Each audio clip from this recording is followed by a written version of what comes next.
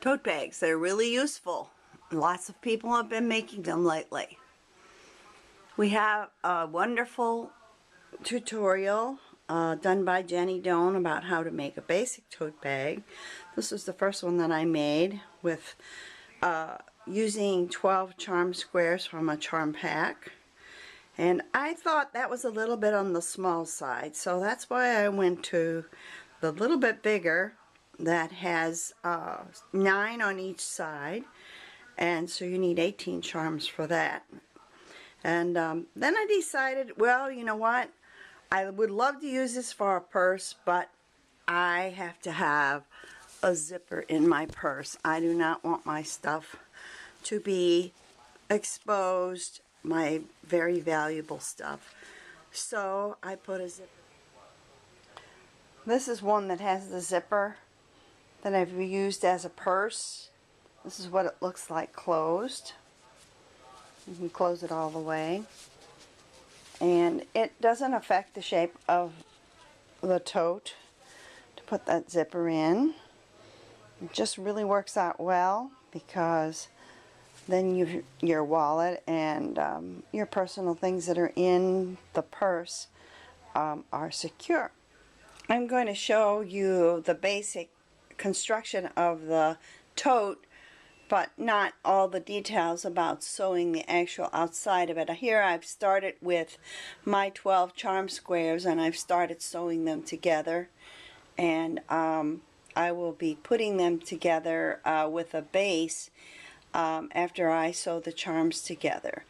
3 in a row for each side, and stacked 2 high, and then I'm going to make this one have the band across the top that matches the bottom.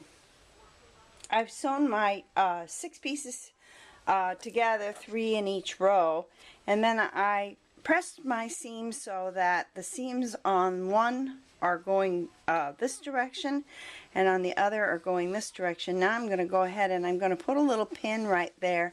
I like to pin my seams because I want to make sure that those points match up really well after I sew them. So I put a pin through the seam on one side and then through on the other side, and do the same for the other seam, and then I can do it on the ends if I think I need it. Sometimes our 1/4 of an inch seam, even if you're just 1 stitch off, they will not perfectly line up. And with this, it's really nice if you can get them to line up. So now I'm ready to go ahead and stitch across this particular section to put it together. Okay, I got that one done, got it pressed open, and the points match up really well. Now I need to do it for the other side. I'm cutting the base now. The base of the tote is going to be a piece of fabric that is 7 inches by the same width as the blocks that you're going to use. So I've already cut my 7-inch piece, and now I'm going to measure and get the width right by using my ruler on the edge here to measure to see how wide I need to make it. Remember, if you're using a rotary cutter, always make sure you close your rotary cutter after you're finished cutting. You could pick that thing up by accident with the blade open and be in for a nasty cut. So now the way it's going to be put together is we're going to have one piece here, and then this piece is going to be the bottom, and then we have this piece that's going to be the other end, and then I'm going to put 2 strips, 1 strip at the top here on this side and on the opposite side to make my purse just a little bit deeper. So this one's going to be probably about maybe about 10 inches deep by the time I'm finished making it. Now I've cut my bands. I use a 3-inch wide band to give me plenty of room. This is where my zipper is going to kind of fit inside of the band, and I'm also going to cut it the same width as the body of the tote. I'm going to trim it off on the ends like I did with the bottom part. Each one of these bands is going to go across the top of my tote.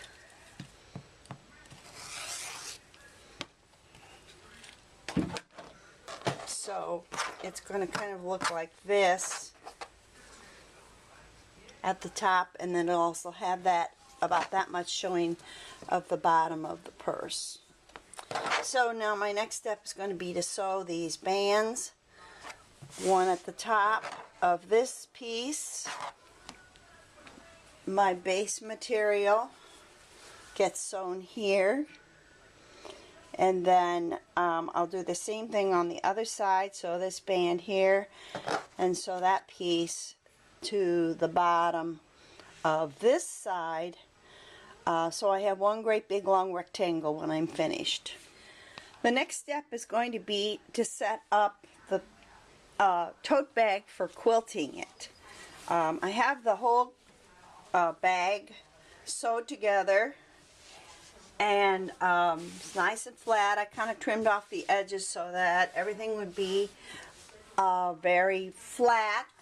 Now I like to put some pins in this as I'm preparing it for quilting. I'll take the pins out. There's a couple of different ways that you can quilt this. You could quilt across, diagonally across your blocks if you like that, and then go this way. But I'm going to do it like a channel, where I am going to put my quilting lines going across the whole entire piece from one side to the other, probably about an inch apart. And if you want it to be real precise, you can measure these, and if you don't really think that it matters, you don't need to. You can just eyeball it. And to tell you the truth, in the past I'm sewing one of my quilting rows right now. I'm just using the eyeball method. I can be kind of straight when I get to this nice stripe, because then that can help me sew a straight line right there. And then for the rest of it, I've used a thread that sort of blends in, so it's not exactly perfect. It's going to be really hard to tell the imperfections. You're carrying a tote that you're going to be swishing around, and nobody's really paying attention to the quilting. The only reason that you need to quilt it is just so that it has a little bit of extra thickness to it, and it is softer this way. And I'm coming to one of those pins, which I'm going to take out here, and I'm just going to go ahead and sew another row. This part is probably the part that takes the longest, because you need to do many rows. Now, if you're a really good free motion quilter, you could do free motion quilting on this. You could do patterns on it. You could do stencils and pounce pad to follow along with the line if you wanted to do that. Just depends on your fabric, depends on how fancy you want it to be, how casual you want it to be. I just like these little tote bags because